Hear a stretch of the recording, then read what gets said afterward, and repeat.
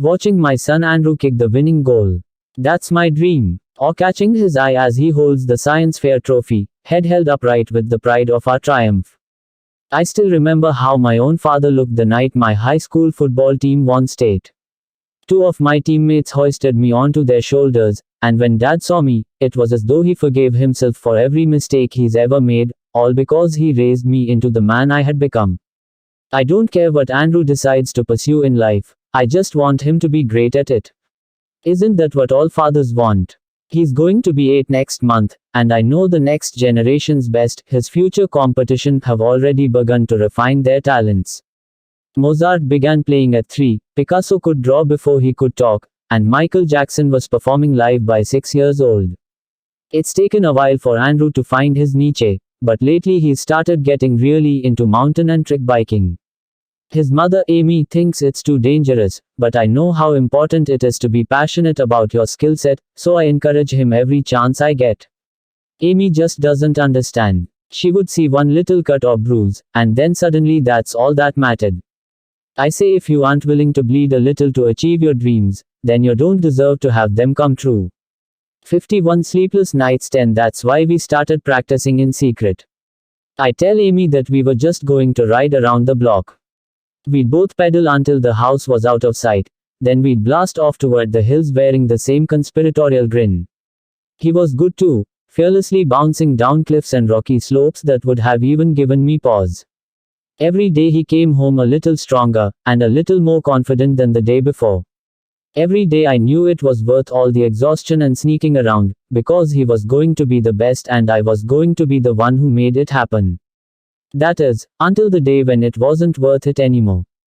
We'd just gotten home from a trick competition at the skate park, although it was hardly fair since Andrew was still 8 and all the other kids were teenagers. Andrew slipped up while trying a nose wheelie, and was disqualified before even getting to show off what he'd been practicing.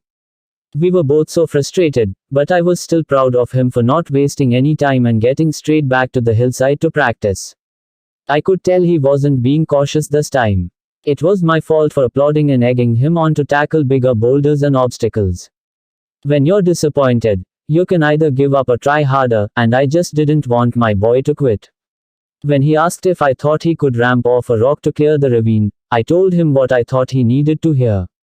You can do anything you put your mind to, I said. We were wrong for believing in each other.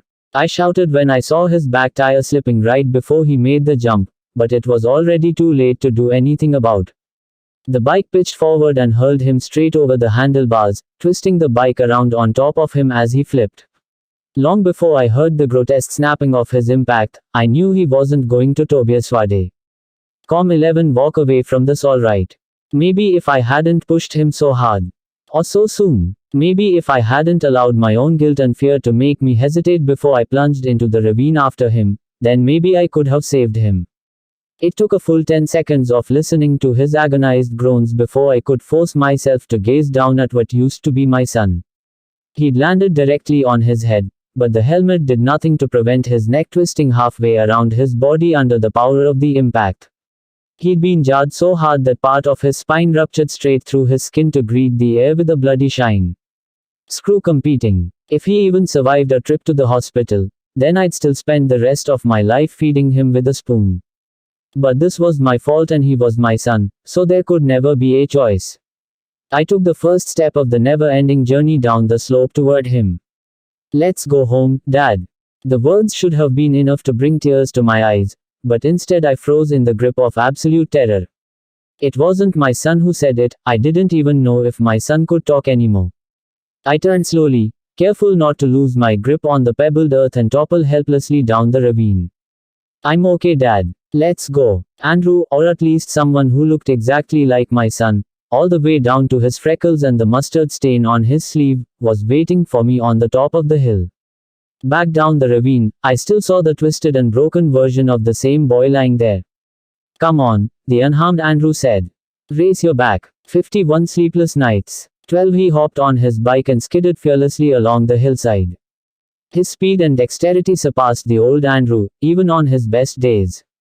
As beautiful as it was watching him fly over the rocks, the sight was impossible to appreciate with the wet gurgle of coughing blood sounding from further down. I had to make a choice, and judging by the amount of blood pooling on the rocks below, I had to make it fast. I could go down the treacherous slope and lift my son into my arms. I could drag him to the hospital, burning through my energy and savings in the vain fight toward a subnormal life. I could explain to Amy that I had lied to her, and that it was my fault that our life would never be the same. And if after all that Andrew was still to die, then I know she would leave me and I would have nothing left. Don't worry, Dad. We're going to win next time. I promise. Or I could turn around and leave with what? Watching him race up and down the hills, the answer was obvious. I could turn around and leave with my son, and none of this will have ever happened. I'll be right there, I said. First one home gets ice cream for dinner. Climbing up the hill after Andrew, after my son, it wasn't as hard as I thought it would be. It was abject relief to see his beaming face waiting for me at the top. The only hard part was when I had already lost sight of the ravine and was headed home, only to hear a voice dissipating on the wind behind me.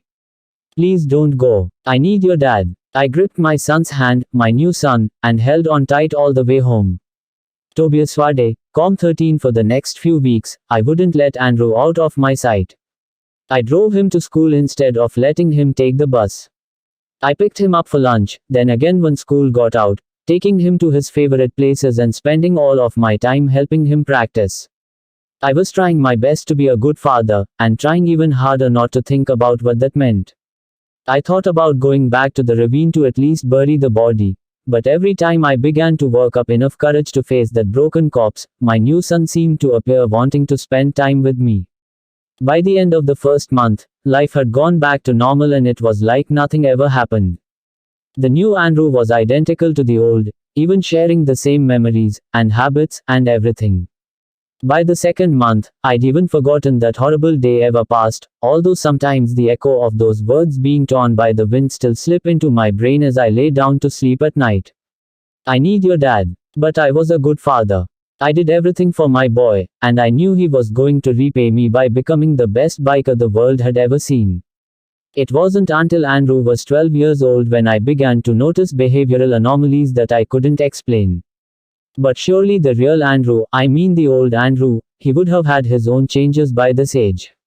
I tried to tell myself that he was just starting to go through puberty, but even Amy began to feel that something wasn't right. Do you know what I caught Andrew doing last night? She told me one morning over breakfast. He's going to be a teenager soon. I'm sure I don't want to 51 sleepless nights 14 no. He was eating a bug.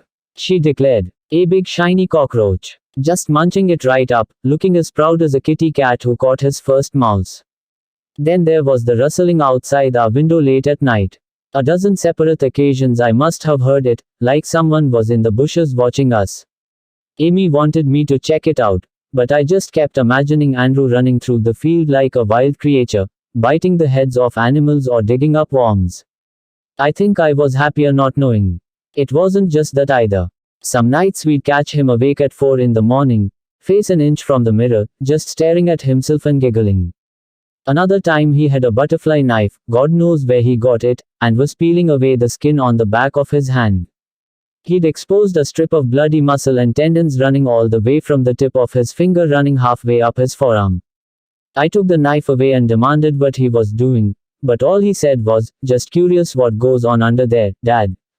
He grinned when he said Dad, stressing the word like it was our shared secret. Neither of us had ever mentioned that day on the hillside, but it felt like he not only remembered, but was actively using it to blackmail me. The worst was when he was trying to get something out of me, like when he decided he needed a laptop. I told him to wait for his birthday and turned to leave, but then he replied with, "Please don't go. I need your dad." Those words were burned into my subconscious like a trigger. Tobias Wade, Com 15. Whenever he said it, I couldn't even look him in the eye. I'd just cave and give him what he wanted. It's not because he was the boss of me or anything. There's nothing wrong with me wanting to be a good father. All the while, he kept practicing with his bike.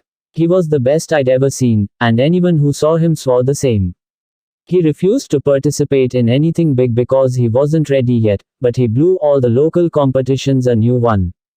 People started coming from miles around to watch him perform, and as soon as they found out I was his father, I'd have a dozen hands clapping me on my back or offering me a beer. You must be so proud of him, they'd all say.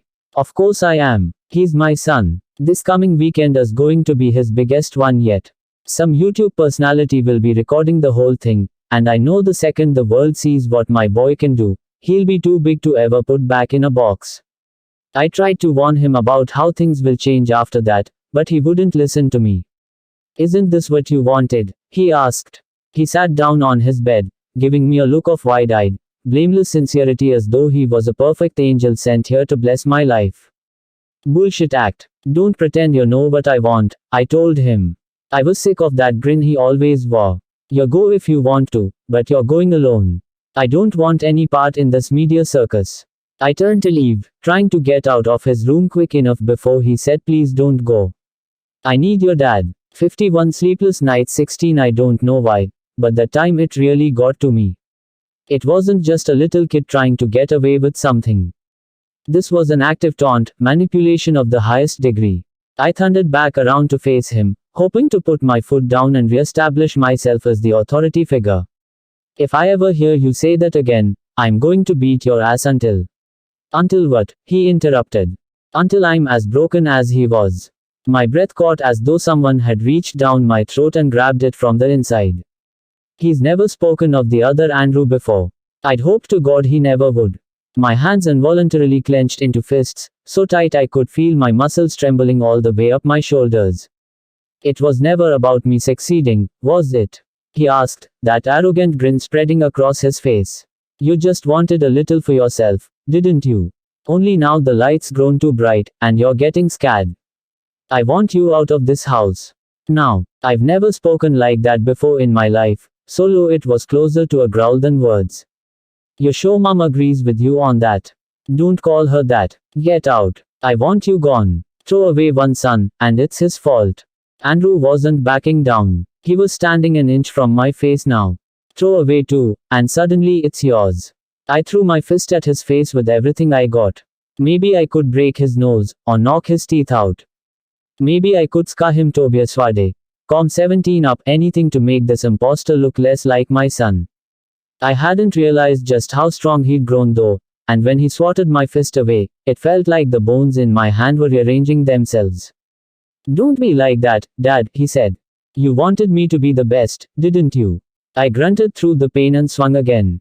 My eyes could barely follow the blur of his movements. He locked my outstretched arm against his side, and before I knew what was happening, he'd spun me around and slammed me into his closed door. I tasted blood, and my arm strained so bad against his pressure that it must be about to dislocate. I bit my tongue, trying not to scream. I couldn't let Amy know her son was a monster. What do you want from me? I had to spit and mumble to push the words through the bubbling blood and the pressed door frame. He let me go and laughed as I slid to the floor. I'm not like you. I don't need anything from anyone. I just like being on your side of the world. Where I'm from, we don't have families like this. I strained for any sign that the words were changing as he spoke. I didn't want to look, but an irresistible urge forced my head to turn. I wanted him to be a monster. Some horrible greased ghoul with tentacles, or a dozen gaping maws, anything but what was there. Anything but that mockery of my son which grinned down at me. What are you? I asked. Where are you from? Come with me this weekend, he said, or I'll take you 51 sleepless nights 18 there. It was undeniably a threat. I don't know if he was a demon crawled up from hell, or some specter from a nether world too horrible to contemplate, but lying there on the ground in a growing pool of my own blood, I finally understood how powerless my real son must have felt waiting for me. Rustle, like something in the bushes outside the window. Then, Nankum swayed mihivana. Sunt mala que libas. Ips venena bibas. One the voice was coming from outside, sounding so familiar and so alien, like listening to your own voice through a recording. Andrew recoiled as though struck. He snarled, launching himself at the window. Finally the illusion of his humanity was beginning to shed, and beneath the distorting fabric of his t-shirt, I could see the red blisters spreading. The creature roared as it smashed into the glass, but a brilliant light radiated from the panel and repelled it like an electrically charged fence. Exorcismus te omni satanica potestas. Too I could just make out a hunched shape outside the window, but it was immediately obscured by another blinding flash of light which penetrated through the morphing creature. Boils the size of my head was swelling and rupturing down the length of its back. Black pus flowed freely down its sides. Again it slammed itself into the window, but this time it vanished straight through the portal without so much as cracking the glass behind. By the fading brilliance, and without the creature blocking my view, I saw the figure on the other side of the glass.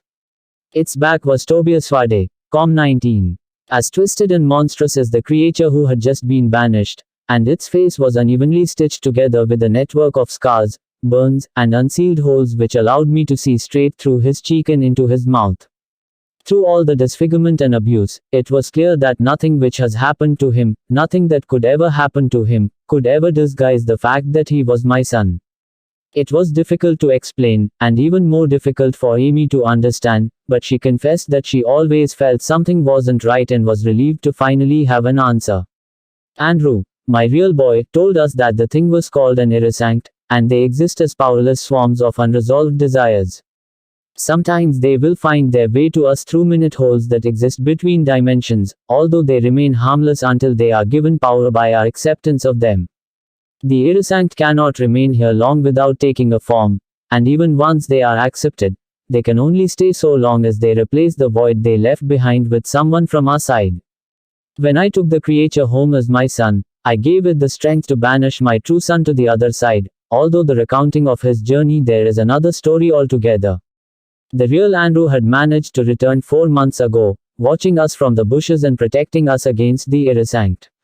When I asked why he didn't reveal himself sooner, he said he was waiting for the time when he knew I would accept him as my son. To come back to us after what I had done to him, after everything he's been through, pride does not even begin to approach the admiration I feel for him. He wouldn't stay with 51 sleepless nights 20 US long though, saying there are more of the iridescent leaking through at an increasing rate. Barely a teenager and already deformed from his injuries and his trials spent on the other side, Andrew is going to keep fighting them. And he's going to be the best there ever was. I watched him go early this morning. I didn't want him to leave, but I know I had no right to speak the words in my heart. Please don't go. I need your son. Note: my son spoke indecipherable Latin at the time, but he has since taught me the spells which translate to 1. What you offer me is evil. Drink the poison yourself. 2. We cast you out, every satanic power.